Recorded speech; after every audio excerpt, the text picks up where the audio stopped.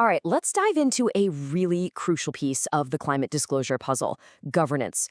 We're going to break down exactly what the Task Force on Climate-Related Financial Disclosures, that's the TCFD, expects from the very top of a company.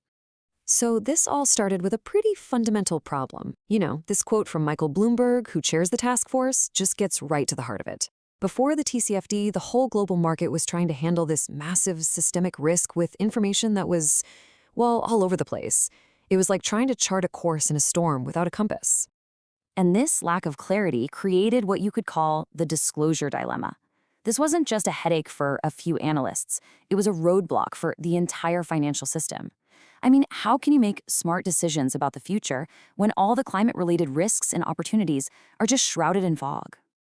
And look, this wasn't just some theoretical problem. It had huge, real-world financial consequences. Without a common language for disclosure, investors were basically flying blind. And that meant capital, the engine of our economy, just wasn't flowing efficiently to the companies that were actually prepared for a low-carbon future. So into all this confusion stepped the TCFD. Back in 2017, they rolled out their recommendations, and they were designed to be the solution. A single, clear, and consistent framework for companies everywhere to talk about climate issues. The TCFD framework is really built on 4 core pillars that all work together. Think of it like a complete system. It all starts with governance. That's the oversight from the very top. That then informs the company's strategy.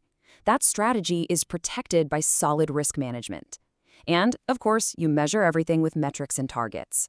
Now, all 4 are absolutely crucial, but for this explainer, we're starting right at the foundation, governance. So, why start with governance? Simple.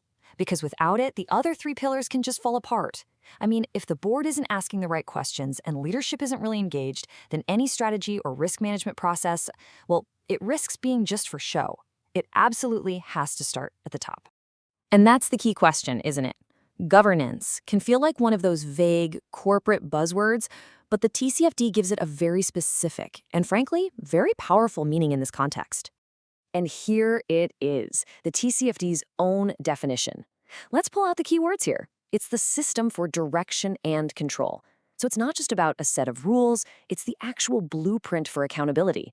It answers the big questions. How are we setting our goals? How are we tracking our progress? And how are we judging the results? And this is exactly why governance is the foundational pillar. It's what makes sure that climate issues get serious C-suite level attention.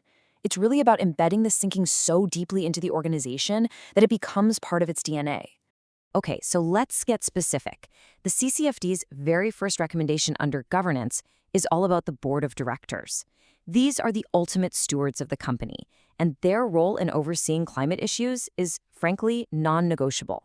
The board's first job is simply to be informed, and the TCFD pushes for way more than just a glossy annual report. It asks companies to describe the entire process. How does the climate data actually flow to the top? How often are they getting updates? And which specific committees, like audit or risk, are really digging into the details? Okay, so being informed is step 1. Guiding strategy is step 2. The board has to take all that climate knowledge and actively use it.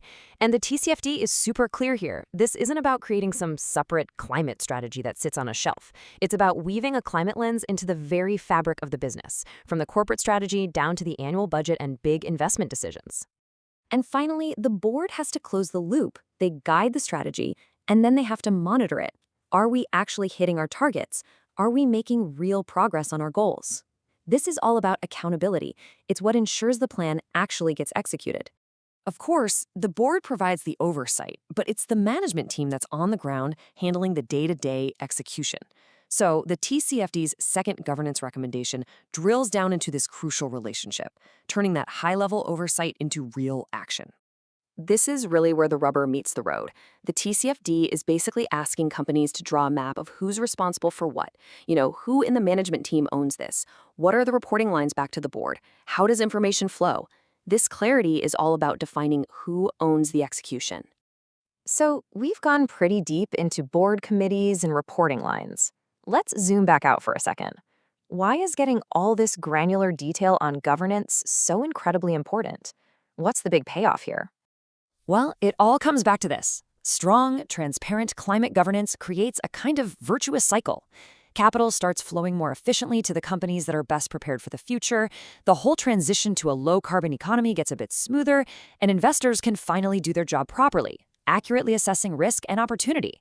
But maybe most importantly, it forces leadership to engage on one of the defining challenges of our time.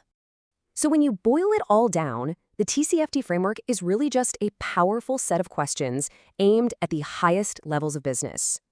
It asks boards and managers to describe their oversight, their processes, and their accountability. The real test is whether companies are ready, willing, and able to provide the answers.